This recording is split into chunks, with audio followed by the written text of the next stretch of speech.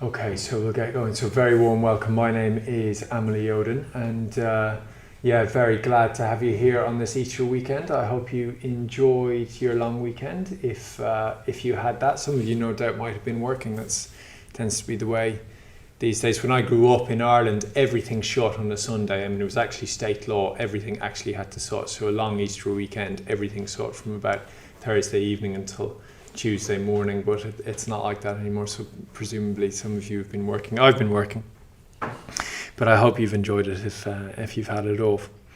So what I'm going to do this evening is I'm going to talk about this final day of the series, which is talking about on the series of 8 talks that we've been doing. And the talks, if you've been following and if you've been here, some of you have been, I know, because I've seen you've known that it's been on the Buddha's Noble Eightfold Path. So the Eightfold Path was basically it's a path as is fairly clear, but it's a path that the Buddha set out from our unenlightened states to an enlightened state. And you could think of it, it's not quite, it would be over literal to think of it as progressive in the sense of starting from the first week we looked at perfect vision, all the way through we looked at perfect emotion, perfect effort, perfect livelihood, perfect speech, all throughout the way through. But in the final of the series this evening, we're going to look at perfect concentration. Concentration is actually a translation of the word samadhi, and it's not a great translation, concentration, because when we think of concentration we think much more of focus, but actually what this stage, what's being got at here when we think of perfect samadhi, is something like the enlightenment experience, so like the Buddha's enlightened consciousness. So we've gone all the way through the stages up until this point, and in the last week now we're looking at what it might look like to see through the Buddha's enlightened mind. Now, traditionally it said you can really say absolutely nothing at all about this, really. It's a bit like, in the Pali Canon, which was the recordings of the Buddha's teachings, really he doesn't say much about enlightenment. It's impossible to describe in words. So it would be better for me to sit up here tonight and say absolutely nothing at all. And it might yet still be better for me to sit up here tonight and I've said absolutely nothing at all. But anyway, we'll give it a shot and see how we go.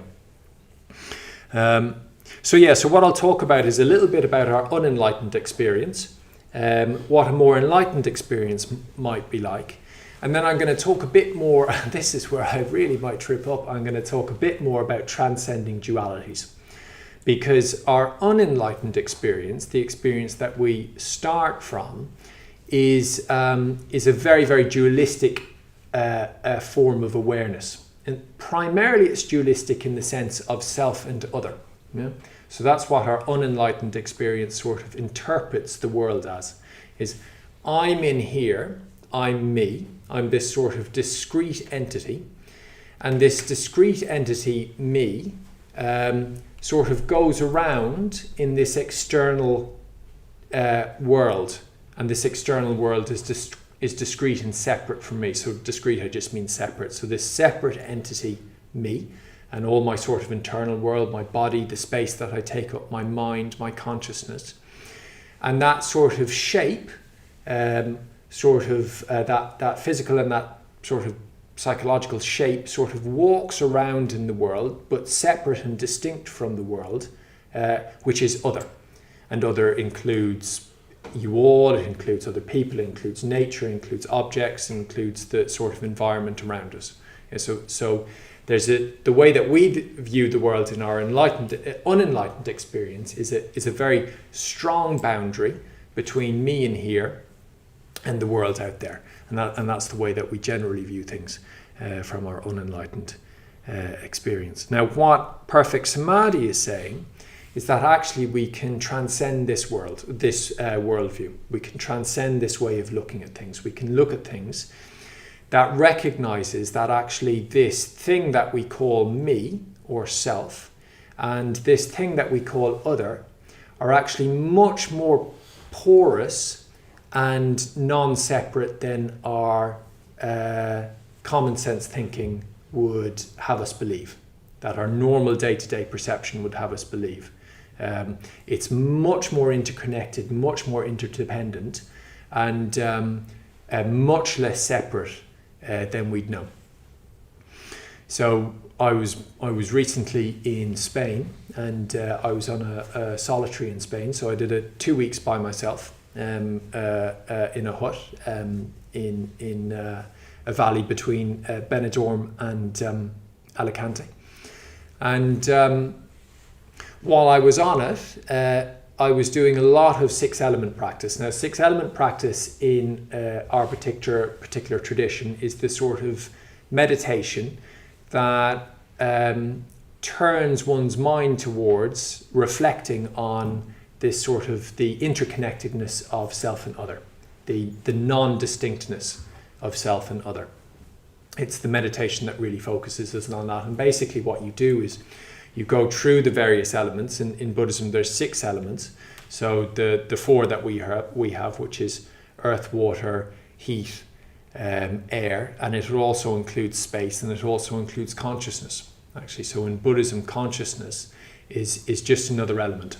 It's another sort of element in the world. So you go through those 6 elements, and you reflect on how actually, okay, so my body and my experience is made up of those elements, but those elements come in from the outside world, and they're always going back out to the outside world as well. They're dependent on the outside world, and then they flow back into the outside world again. So there's a much more sort of kind of fluid relationship between the outside world and me. According to this meditation, you sort of go through it and you just reflect on that more and more.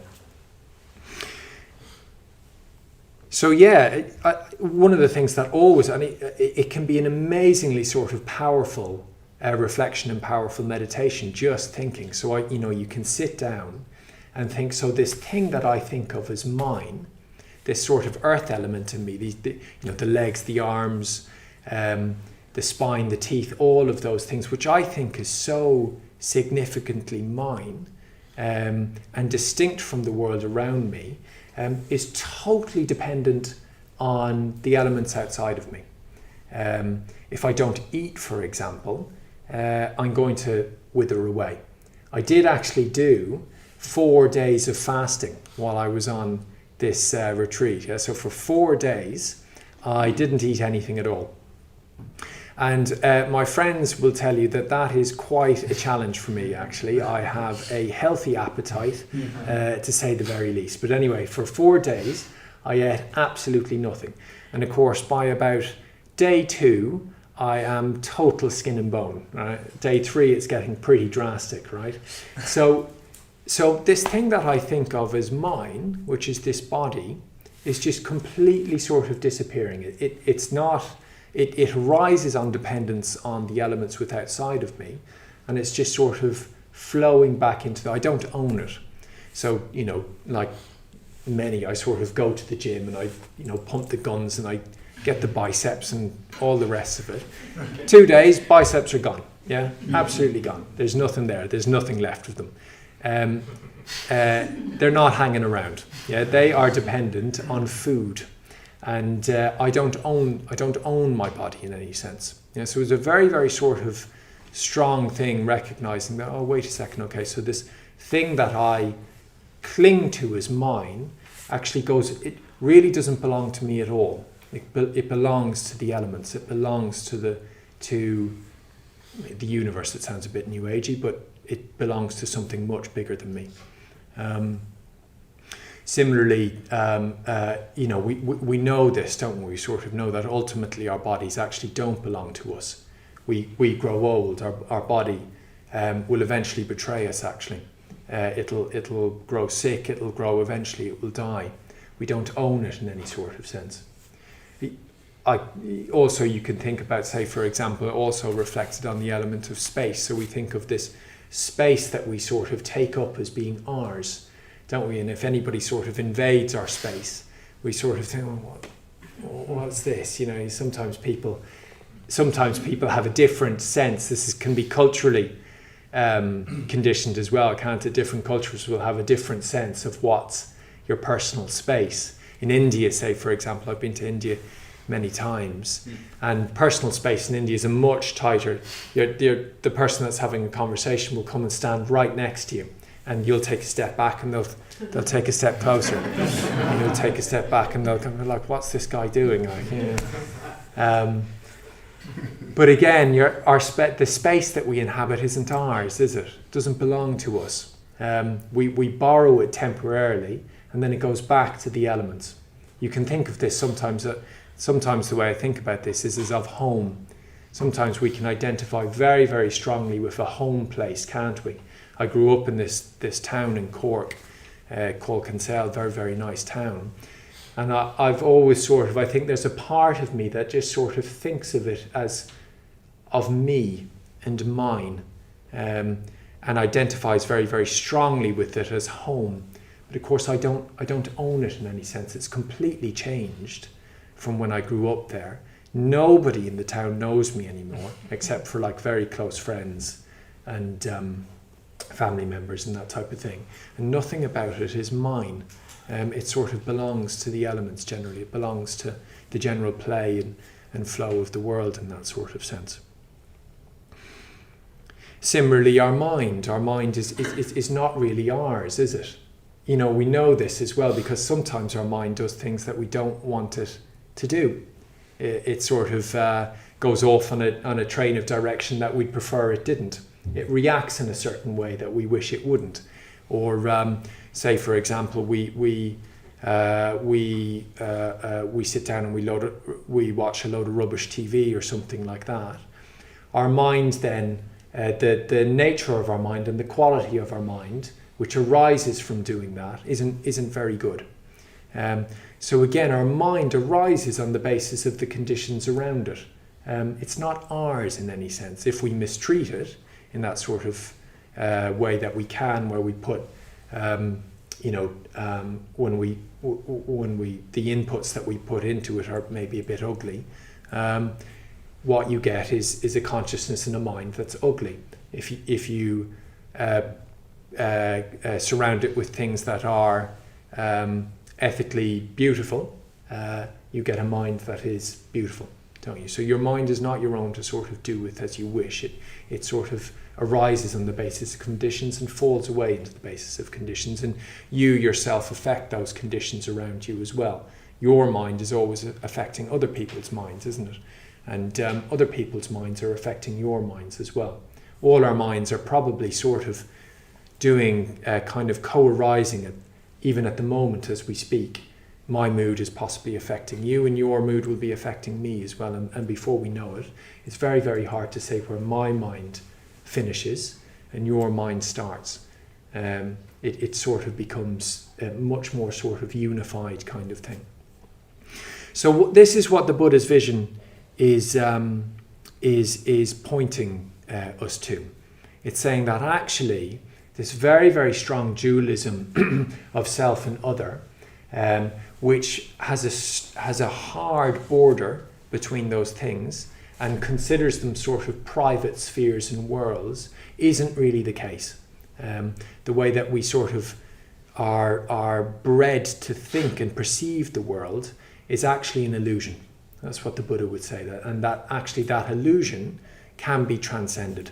It can be sort of completely transcended if we go about this eightfold path that he set out over the last 8 weeks. And if you haven't seen the previous lectures, actually, I'd really encourage you to go and watch them as well. So self and other are it's a very dualistic way of thinking. That is sort of one of the dualisms. Now there's lots of different dualisms, and the unenlightened mind tends to sort of think in terms of dualisms as well. So what is a dualism? Well, a dualism is something, you could describe it as two things that sort of sit on the ends of opposite poles, for example, or sit on the ends of opposite poles, which kind of are dependent on each other for their existence. They're interrelated. they don't exist in isolation. They only exist in relation to each other. They're sort of interdependent in that regard. So an idea of self, for example, is dependent on an idea of other. You couldn't have an idea of yourself unless you also had an idea of other. Those two things are dependent on each other for their existence in our mind. Similarly, you can't have a sense of other unless you have a sense of self. So those two things are in very, very strong relationship with each other. When you take away one, you've taken away the dualism. It doesn't exist anymore because they're interdependent in that way, and they intensify each other as well. The more that one is present, the tendency for the other one to be present as well. So how strongly we experience one side of a dualism will strengthen our experience of the other side of it. So they intensify each other. Now, probably the best example I can give of this in terms of self and other is the experience of depression. Now, some of you might have experienced depression before. I have. I had my tango with depression in my late teenage years, early 20s. I'm very lucky was able to work past that.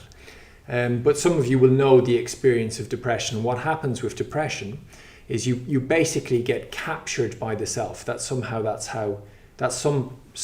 how depression is talked about. It's basically capture by the self. So when you're depressed, you are present to yourself every single moment of the day.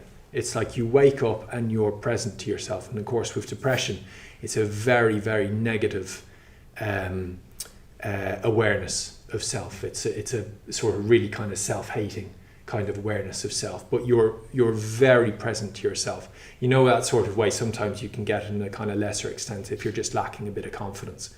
You're aware and you kind of play back every sort of interaction and how you were in it and how you were perceived and what other people think of you and how you are in relationship to this person and are you above or below them and everything like that. But it's with depression, you get a very, very strong and negative capture by self. Now, of course, what that does is create a very, very strong sense of other. So that also happens with depression, doesn't it? You get a very, very strong sense of other, and not just other, but other at a strong distance from you.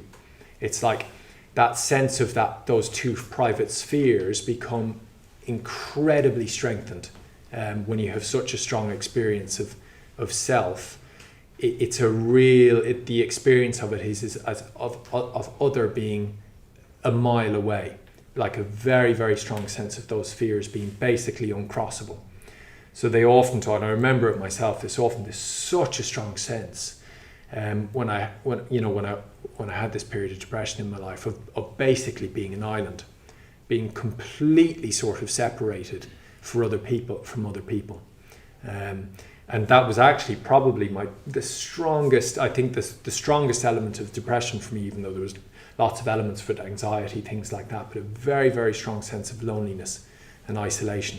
And I think it was probably because as myself was so sort of present in that pole, in those two poles of self and other, that the other was very much there as well. And it was there as other, in the sense that, when we talk about othering people, when we other somebody, we make them something very, very different from us. But everybody outside me was other, in the sense of being very, very kind of almost incommunicable. Like I couldn't jump over that gap, like I couldn't communicate over that gap.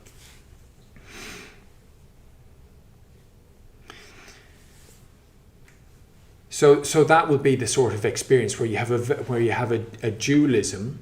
The more that you experience strongly one end of that dualism, the more you'll experience the other end as well. And of course, that just doesn't have to be negative either, does it? It can actually be very positive as well. So if we know that can go negatively, presumably as well, if we can come into better relationship, or we have a more positive relationship with one pole on a dualism, it will also affect the other as well. So say, for example, you can sit down and you can do the Metta Bhavana. Now, the Metta Bhavana, for those of us know, many of you will know it, it's basically the meditation on loving kindness that we do in Triratna, and it has a self aspect, which is the first stage of the practice, and it has another aspect, which is the rest of the stages after that as well. And of course, what you'll often hear on the first day when you come into a meditation class is that a good relationship with other people is dependent on a positive relationship with yourself. So you bring to mind yourself in the first stage of the metta practice, you send metta towards yourself. And then because you start to become into, over time, you practice and you're consistent with that, hopefully, and you come into a better, if things are working well, you come into a better relationship with yourself. And of course, that then leads to a better relationship with other people as well, because you've changed the nature of that duality a bit. In fact, what metta does is it tends to sort of break down that hard barrier between self and other, very, very practically and very, very directly. Actually, what you don't often hear, which I think is often just as true, and sometimes even practically more true for people, is one of the ways that you can also come into better relationship with yourself is to be more mettaful with others. So not only is it the case that you will have a better relationship with others if you can be more mettaful for yourself, you can also have more metta. You can come at it from the other way. You can have more metta for yourself by developing a better relationship of love and friendliness with others as well. And I think sometimes for many of us, actually, this might be the better way of working. Now my experience of having metta for self and having metta for others, as I've done the Metta Bhavana, is sometimes you need a little bit more awareness of the other part, and sometimes you need a little bit more awareness of the self part, and you kind of the two of them, you need to keep an awareness of both. But for a lot of us, actually, and I think this was the case for me when I first started coming along, really focusing on the other aspect of the Metta Bhavana just took my awareness off me, which was such a relief. It was because I was so present to myself a lot of the time anyway, quite negatively. It was much easier to go out and actually bring my awareness and my metta and develop some friendliness towards others, and then have that start to filter into and affect the relationship with myself. If you have friendliness for others, that's almost always going to be mirrored back to you. Your affection for others will come back to you in their affection for you.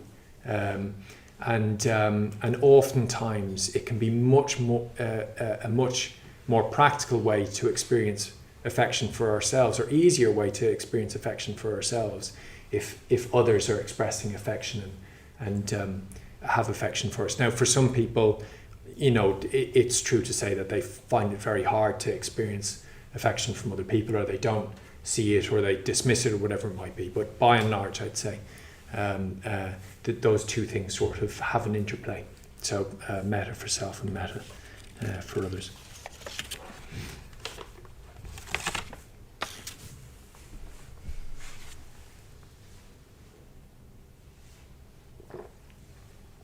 So I'll just stop there for a second, actually, and just see if that's people's experience of things, actually. Is it the case that, have you noticed that metta for yourself, well, first of all, actually, is it the case that a very, very strong experience of self, or a very strong awareness of self, creates quite private and other experience of other people? And also, can that be affected by cultivating more metta for self, or cultivating more metta for others? So what I might do is actually, I'll just get us to chat about that in pairs for a bit, and then we might just open it up and see what people have to say, if maybe there's any questions on anything I've said so far as well. So why don't you just take about 90 seconds each now, turn to somebody you don't know ideally, and about 90 seconds each, and just say what your experience of that is. I know it's a fairly broad topic, but say what your experience of it is, swap around, and then we'll come back in about 3 minutes or so. I'll ring a bell when I want us to come back.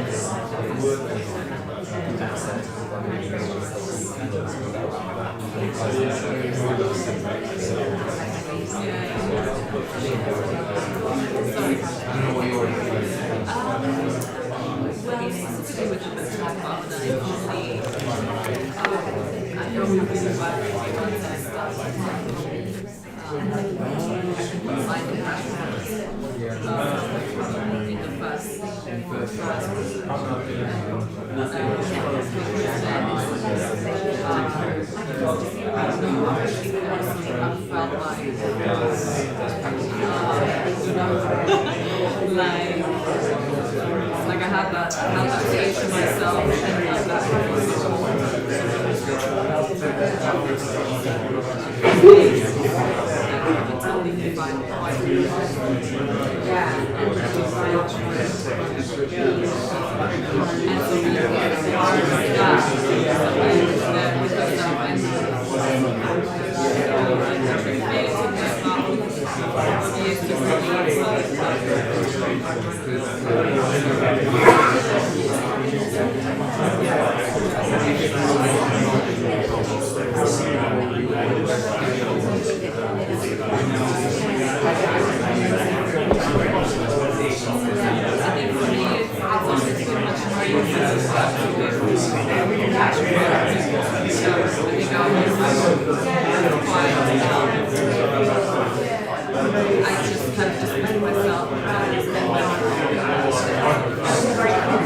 it's almost like I had a different set of rules for other people.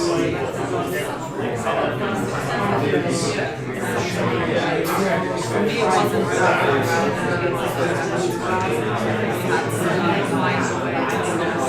like I have to say if you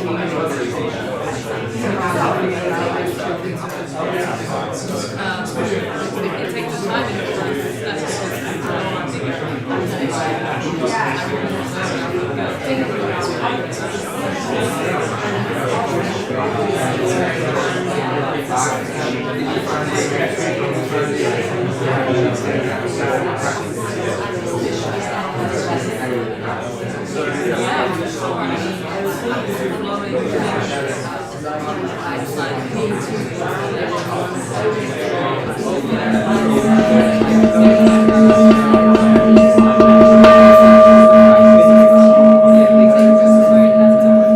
Okay, folks.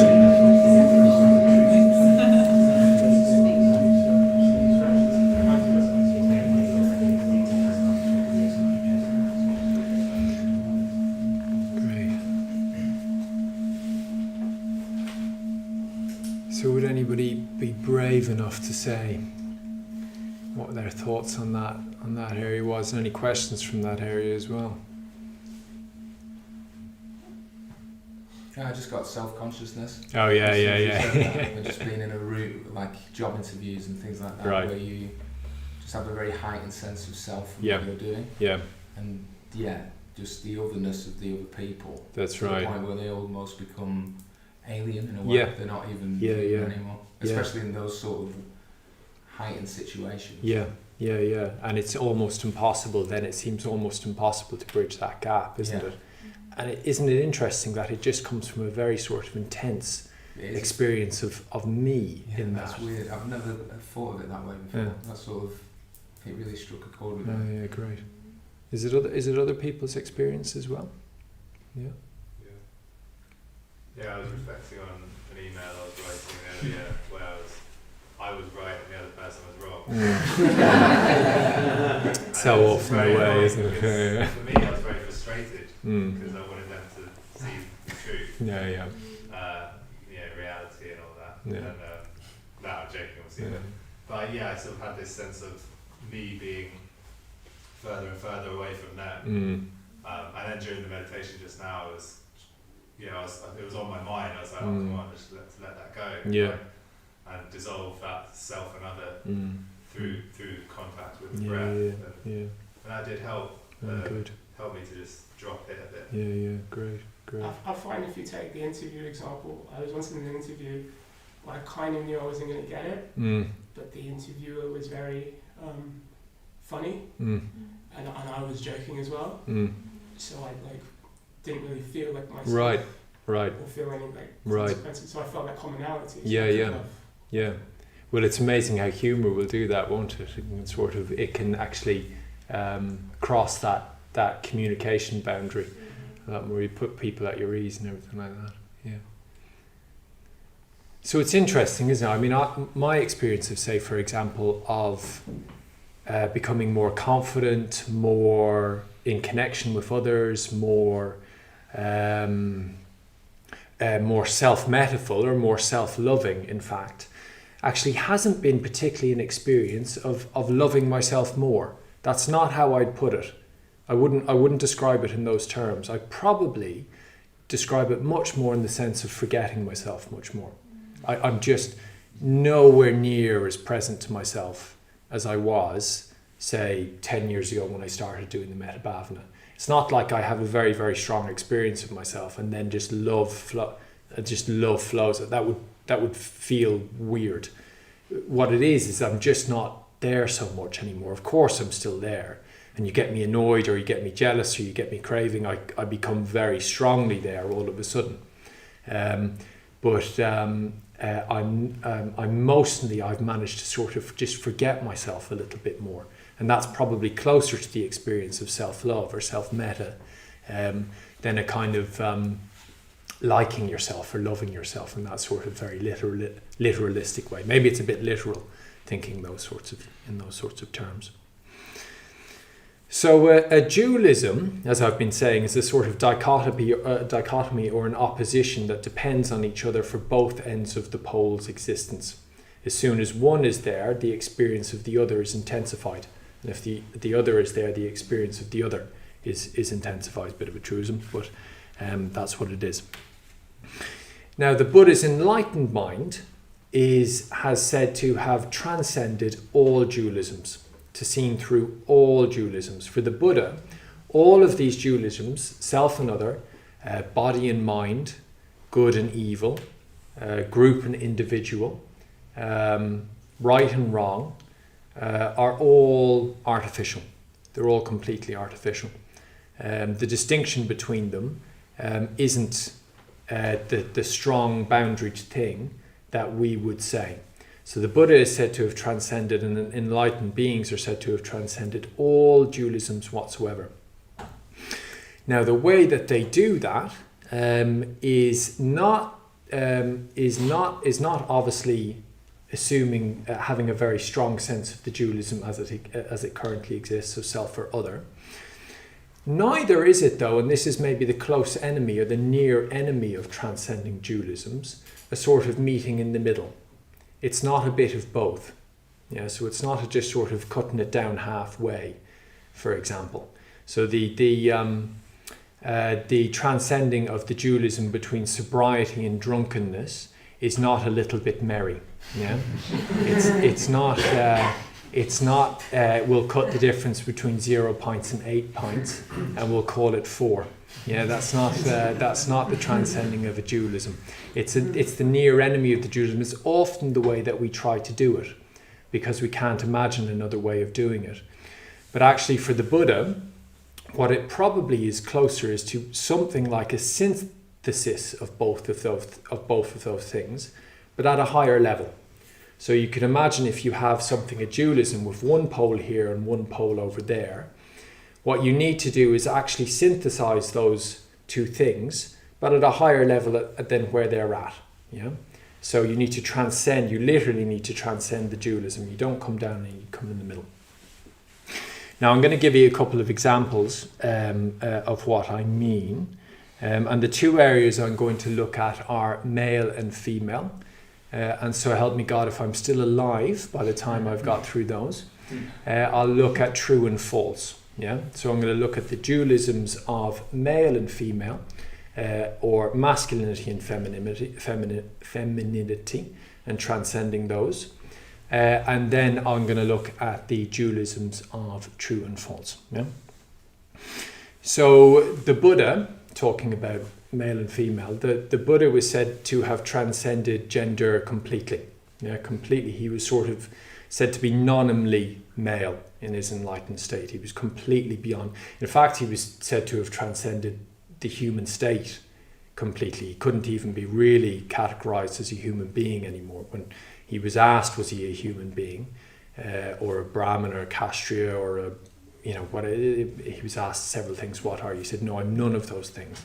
I've completely transcended. He wasn't one for false humility, the Buddha. He said, no, I've completely transcended all of those things. So he's said to be transcended gender in that sense. Now, when I grew up in rural Ireland about, I left there 20 years ago. Now, I left there when I was 17. And I was born into, in rural Ireland at the time, a very, very strong sense of men and women, and what men's roles were and what women's roles were, and men were this and women were this. And actually, do you know what? Up to a certain point, it was fine. It was reasonably healthy. If you were sort of identified within those sort of, either of those kind of ways of being, which most did, it was absolutely fine. Now, where it became problematic is it was, certainly from the Buddha's perspective, is it was limiting. Yeah. So when I grew up, it was a very strong sense of, men did this and women did this. And of course, if you want to grow beyond that, eventually at some point, those sort of ways of being are limiting, aren't they? It was also quite punitive of people, say, for example, who just didn't fall in to those particular norms. So I never, for example, knew anybody growing up that came out as gay. That you just wouldn't have done that in my town. It would have been impossible. You would have needed to go to Dublin or London or whatever it might be, probably as early as you possibly could, and you could have been more yourself there. But it just didn't happen in my town. So it did have that sort of shadow side to it as well. There was that. So what would it be to say to transcend gender? If say, for example, okay, so it's not thinking I am a man, therefore I should be this, yeah? Or I am a woman, therefore I should be this. And you do get this sort of way of thinking as well, where sort of gender is very, very strongly expressed, and you have to, it's not manly to do this, or it's not feminine to do this, or whatever it might be. That can be a way that sort of gender is expressed, and it keeps people oftentimes quite sort of tied up in a certain way of being, yeah? Or limited to a certain way of being. Now, neither is it, according to this way of thinking, a sort of blurring of the both, or a kind of a taking a bit from one from the other.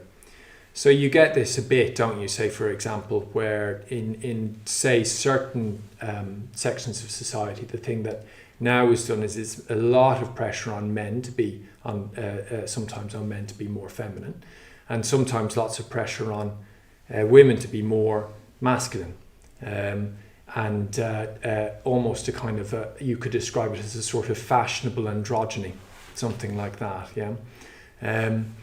Now the thing about this is that often that's quite fine if it's a sort of natural expression of oneself, isn't it? Like sometimes women are much more masculine, sometimes men are much more feminine, and if that's a natural expression of your sort of personality and temperament, that's absolutely fine, and people need to be able to be free to be themselves in that sort of way. But sometimes what you get is a very sort of forced, artificial idea. You know, I see this with men. Part of my job is just to meet young men, in particular young men when they come into the centre, and sometimes they have a very, very strong sense oh no, I need to be more feminine. They feel ashamed, for example, or they don't feel, they feel ashamed of being men. They feel, oh no, I need to be more feminine. Now the problem with that, in that sort of very kind of willed, artificial kind of idea-led way of being, is that it often just doesn't work. That's been my experience of it. It often doesn't work. You quite often what happens is that where you have people who feel like, oh no, I need to be much more like the other, masculine or feminine, whatever it might be. If that's tested a little bit, often it falls back into the worst expression of their own sort of gender stereotype. So for men, for example, if they feel like, oh, they need to be a bit more feminine, so they might come to the center, they might be much more soft, they might speak a bit more softly, they'll be a bit more what they feel is warm, all of those sorts of things. But if it's tested a little bit, if that warmth or that softness is tested a little bit, often it falls right back into the worst expressions, the worst stereotypes of masculinity, which will be a sort of aggressive response. Yeah. Now, I'm sure there's the equivalent for women, but my experience is with the guys, so I'll let you think that what might that be for the women. But with men, that can often be what it is. It's like there's this attempt to transcend this dichotomy or this duality of gender by sort of coming into the middle a little bit. But of course, that just keeps it on the same level. And so what often happens, I've noticed, is it just falls right back into a quite an aggressive, sort of harsh, immature sort of masculinity in that sort of way.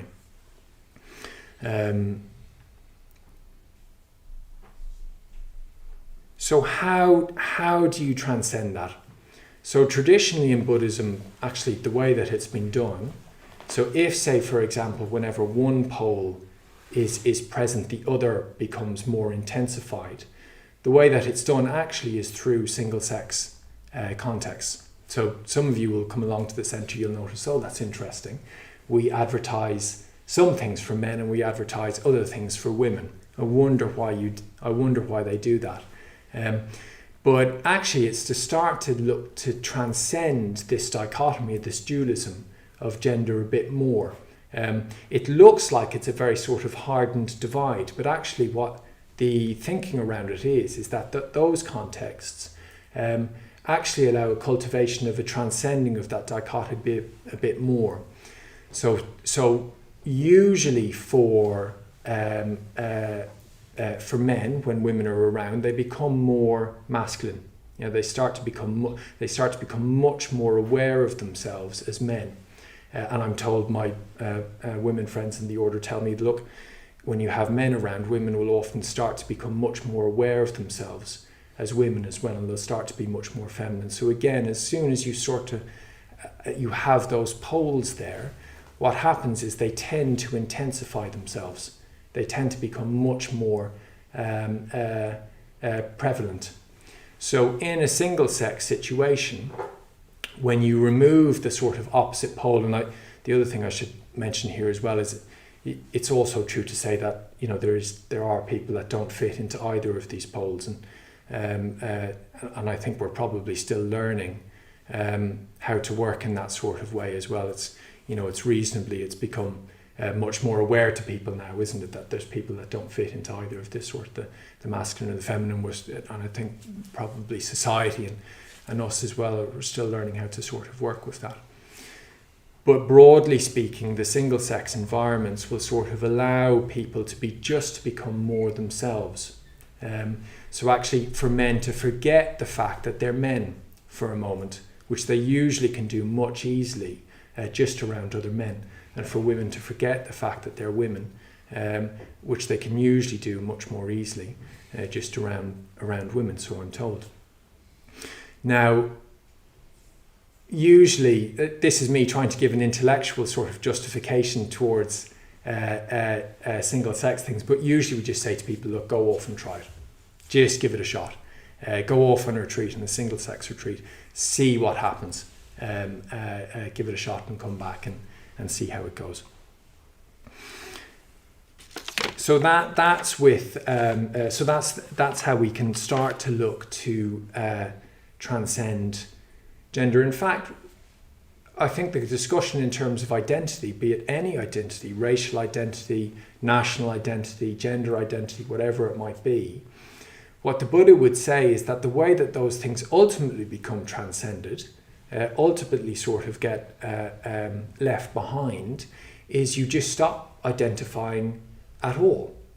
It's like you stop thinking of these characteristics of yourself, whether it be gender or race or nationality, as constituting a fixed you. You sort of stop identifying with them so much. You know, when I grew up, I grew up into a very, very strong nation state. Everybody was Irish. I mean, everybody I grew up, you know, it was, of course you were Irish, and Irish was a very, very solid and stable and fixed thing, and it's what you were. Now, of course, then you go to university and say, well, and they look at things when they ask you, well, what is being Irish? What does it mean? And when you say, oh, well, I don't know, it means having this, I don't know, as you say, and they go, oh, that's interesting, you don't know. So is it such a sort of fixed thing? Is there something about you that is irredeemably and irrevocably Irish? And you think about it, and there's not. You know, being Irish is part of my conditioning, but there's nothing sort of fixed about me, or fixed about Irishness, which sort of is sort of solid and reliable. So what the Buddha would say is that actually, from his enlightened perspective, he stopped identifying with any of these characteristics of himself that would be able to categorize him from the perspective of other people. He just doesn't identify with them anymore. He's just transcended them completely. He's not caught up in a story about them. He's not caught up in a story about being a man. He's not caught up in a story about being Indian. He doesn't, other people on the basis of not being men or not being Indian or not being brown-skinned or not being a Brahmin or not being whatever it might be. He's just stopped doing that completely because he doesn't identify with any of those characteristics whatsoever. Yeah? So that's basically sort of transcending that strong sense of group categorization, you could call it like that, masculine, feminine, black, white, whatever it might be, Irish, English, whatever it might be. So I'm gonna give one more example of this sort of duality, and then we'll leave it at that, because there's a lot in it. So one final one. So the Buddha, from the Buddha's enlightened experience, he has completely transcended the duality of true and false. So true and false is a very strong dichotomy, isn't it? For most of us, we sort of very, very strongly cling to what's true and reject what's false.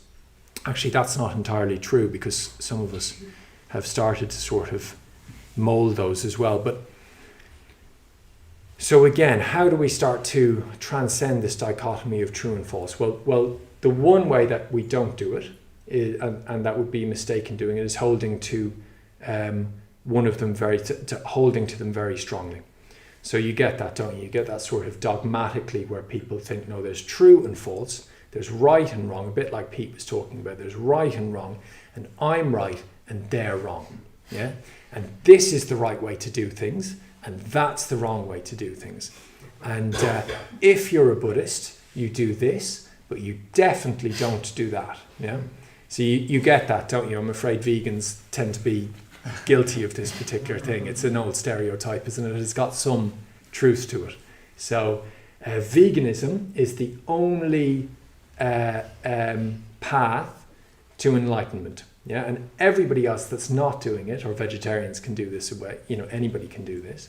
Anybody that's not doing it is on the wrong path. That's wrong.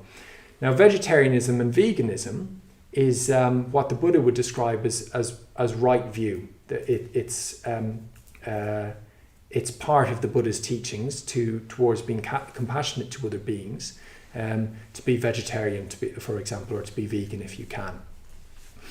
Now, the problem with holding it in such a sort of tight way is that ultimately it gets in the way. Yeah, so if you hold to a sense of right and wrong very, very tightly, yes, okay, for example, you'll be behaving more ethically, you'll be behaving with more compassion, but you'll start to become sort of dogmatic in that particular belief. Yeah, and oftentimes it comes into a way just to sort of beat people over the head, doesn't it? It's sort of like, it's a way of kind of browbeating other people into submission quite often as well. So holding to a very, very tight sense of what's right and wrong is one way of not being able to transcend true and false, this dichotomy. The other way that we sometimes go about it is we just blur the distinction. Yeah, we just say, actually, do you know what? There's no real right and wrong at all. It's much more sort of what makes you happy. It's kind of, well, it all depends on the individual. It's all relative.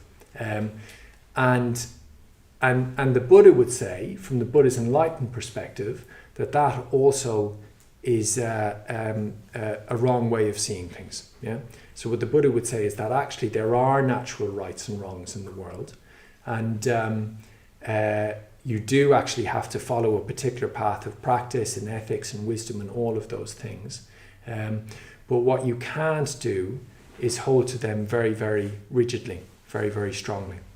So it seems to be a koan amongst Buddhists sometimes, the ones that tend to get down to a lot of practice, that do a lot of practice, a lot of meditation, that observe ethics very, very strongly, that are vegetarians or vegans, get on retreat a lot, all the rest of it, do all the right things, often tend to be quite dogmatic. They tend to be quite sort of tight in their beliefs. And actually, if they want to they'll get a certain amount of a way practicing that sort of way. But if they want to transcend it, they'll actually have to loosen their grip.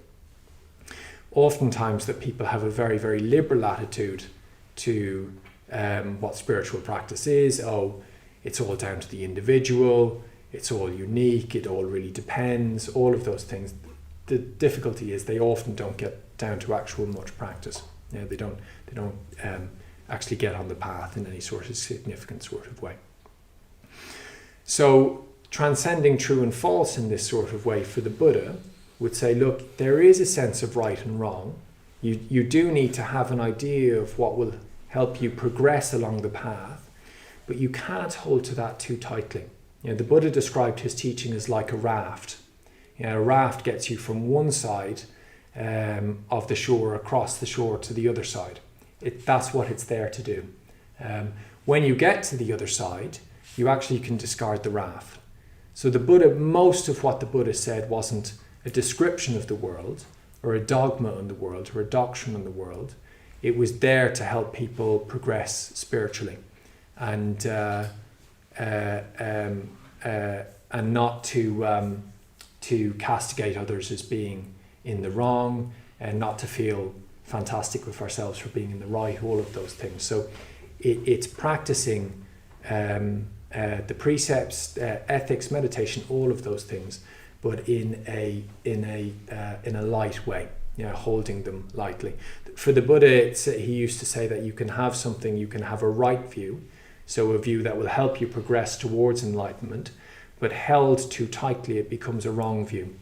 It actually starts holding you back because it makes you tight in your relationship to the world, and ultimately what the Buddha's vision is helping us to do is to sort of just just be much more fluid in relation to the world. Okay, so I've said a lot there. So why don't we leave it at that for this evening, folks? So why don't we just maybe meditate for a few minutes again? So just set ourselves up in meditation practice for a few minutes. And we'll leave it at that.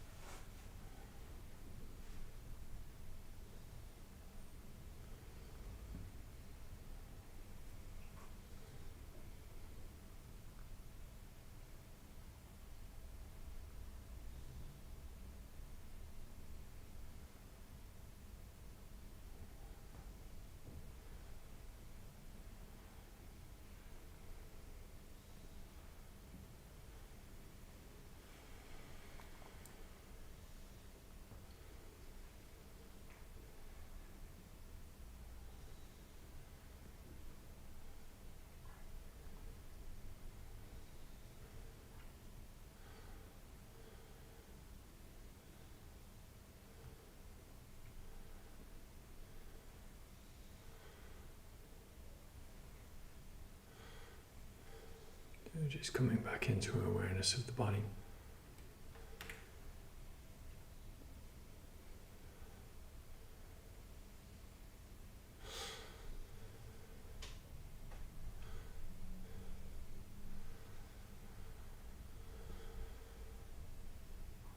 And back into an awareness of the breath.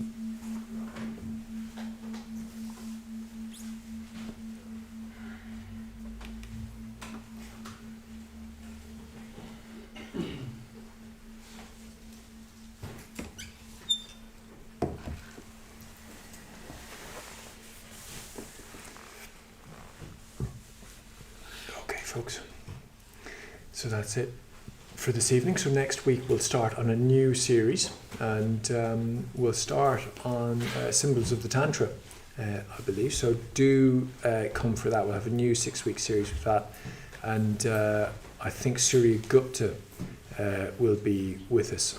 I might be wrong on that, but anyway, we'll have a new series starting next week. So do join us then. Okay, take care, and maybe if you could just pop mats and cushions off to the side as well.